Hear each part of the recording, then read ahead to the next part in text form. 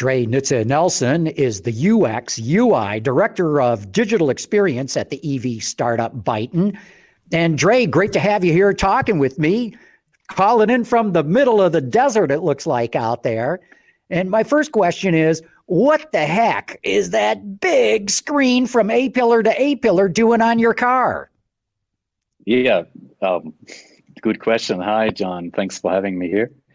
Yeah, as you can see, I obviously like glass a lot. Maybe that answers the question in the first place. No, there's obviously a much more meaningful answer to it. And if you don't mind, I can drill in right there. So I think the main difference to our approach at Byton is to other OEMs is that we have decided to design an interior for the future of mobility, really, for a usage in a car, which is meant for people who gonna drive at some point autonomously, using the car and the time in the car very, very differently than in traditional cars, just to keep them connected with the family, with the work, and the digital lives, of course. And that's why we decided for such a big surface, which allows us to present content in a very, very interesting way, a very new way. It's so unique. It's so different. I wonder, didn't you worry about drivers being distracted by having such a huge display in front of them with so much information? Okay, that's a very good question, and of course we have been concerned and exactly, target exactly that issue.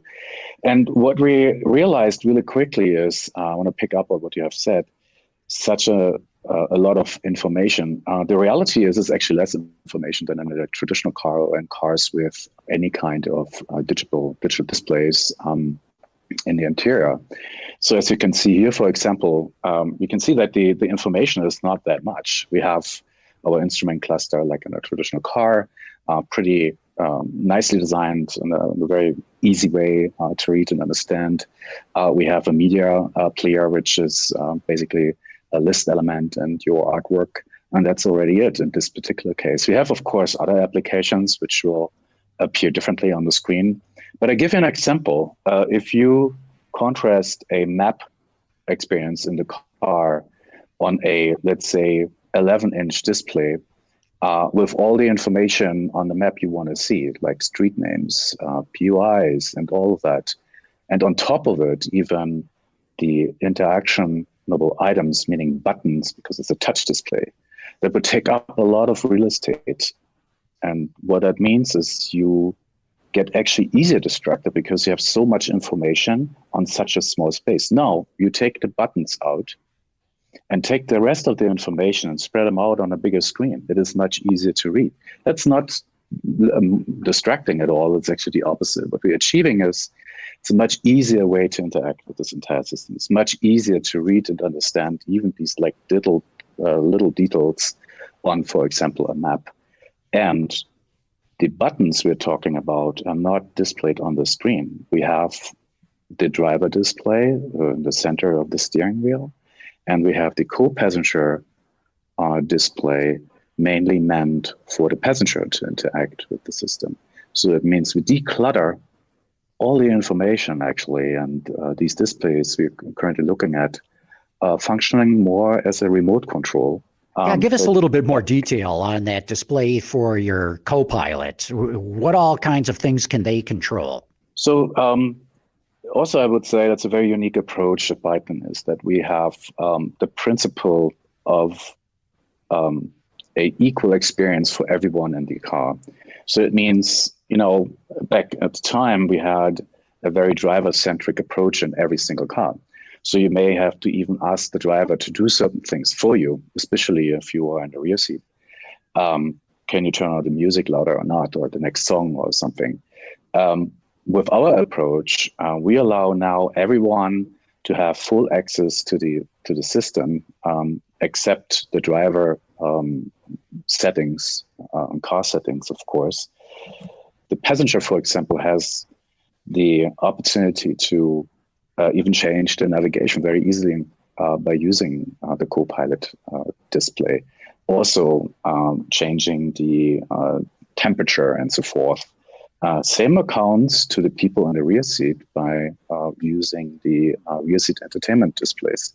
So these are all fully connected and designed equally, and even designed with the same interaction models. So the interaction design is based on the principle of equal experience for everyone. So you don't have to relearn only because you change the position in the car or seats. That's great. And go into that a little bit more of the rear seat entertainment too. It looks to me like you could have a whole gaming environment within the car of people playing the same game together. Right. Of course, that is something we're going to do too. As you can see here, this is an example of a 4-player game in our car. And I guess also a very, very unique experience. We have seen other cars already introducing the idea of entertainment and interactive plays and games and stuff.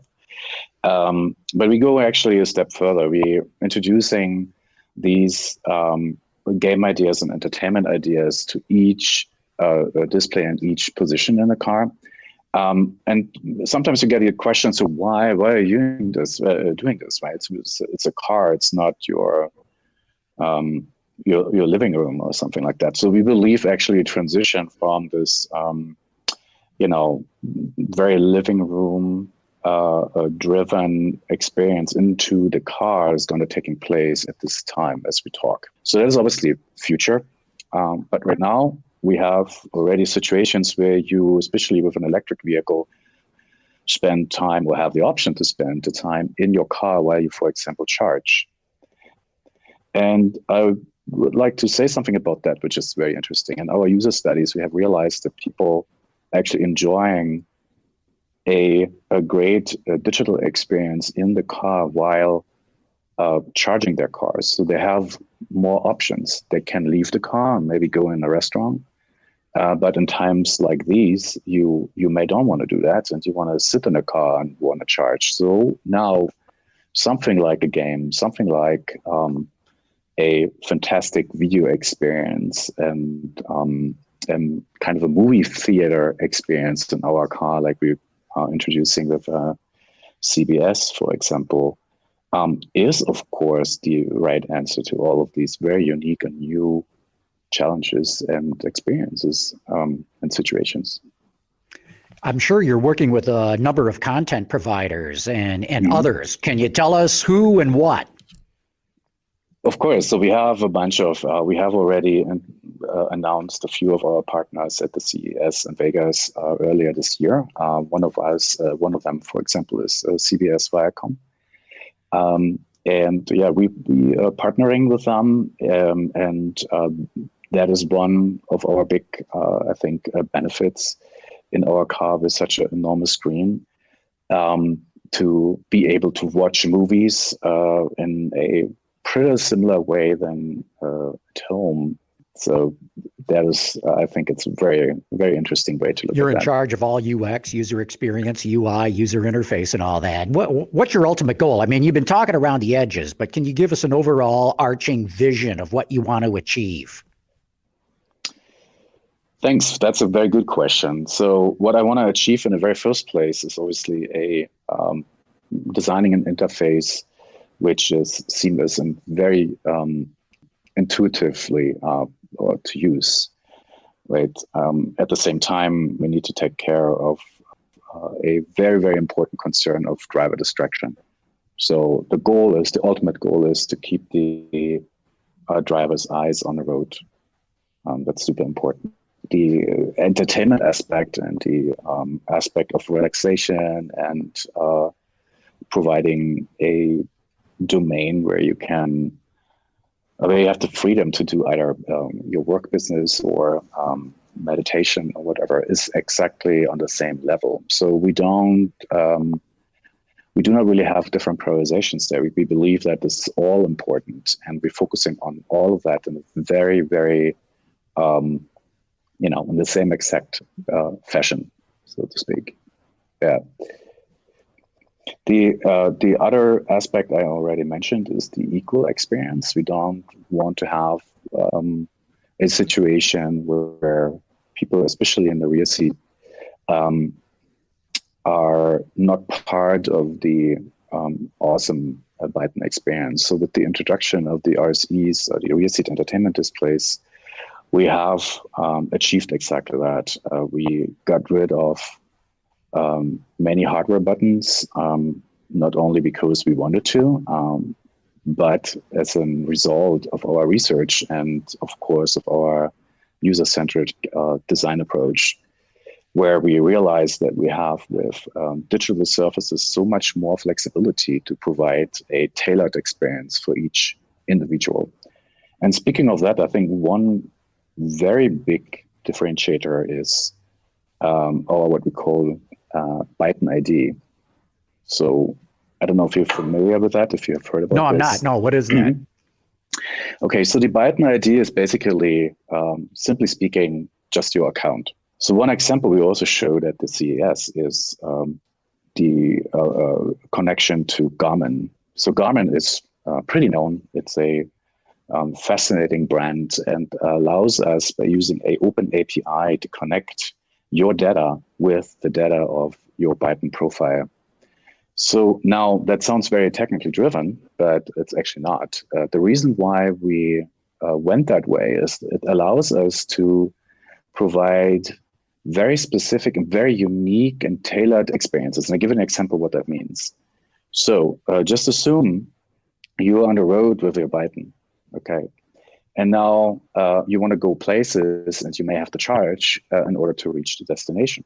Now, you can either get a recommendation of the next charging station just simply based on range and battery charge or something. Or we're providing you with charging stations that are way more meaningful to you. For example, if your Garmin profile would tell us that you haven't achieved your exercise goals, for example, or we know that you prefer to go to a gym, we can guide you to a charging station closer to exactly that, either to a beautiful national park right here to finish up your exercise and go for a hike while you charge, or next to a gym instead of somewhere next to a mall. So I think it is a very good example of how we can use the data to provide a very tailored and unique experience. Yeah, I like that idea a lot. And, at the top of the interview, I mentioned about how gigantic that screen is. When I first saw your car at CES a couple of years ago, I thought, oh my gosh, this thing's way too big. But I got to tell you, I don't know, it was a decade and a half ago when I first put a big screen in my living room at home. I went to a 50-inch one because I thought, this thing looks so big, it looks ridiculous hanging on the wall. Now it doesn't look like anything, and I think everyone else is going to get used to a big screen in their car like you've got. Yeah. I can tell you what I have witnessed is and observed actually is that we have set a trend. We saw big screens coming into the car with the introduction of the Model S with a 17-inch display, and everyone was like, "What the heck is this?" And now it's normal. It's a standard. And if you look around now, how many OEMs have picked up on our concept? Providing a horizontal wide screen in the middle of the dashboard is obviously a trend, and is, I would say, proof of that our research has been right, and that we with our product going to be very successful on the market. And who doesn't want to have a big screen? It started on your desk. Why should you use a 13-inch display if you can have a 17 one? Okay, there are benefits to it if you wanna take your computer with you. It's probably easier to take a smaller one. But you know where I'm coming from, and you also know that the amount of information on this specific display is not necessarily more. Or it's much easier to read the text on a bigger screen. This is actually really the reason why this has such a so successful, even on the mobile phones. I mean, the first mobile phones didn't even have really a display till the iPhone came around. And it was a very little screen. Back then, we thought, oh my God, it's enormous. And now we have mobile phones that almost have the size like an iPad.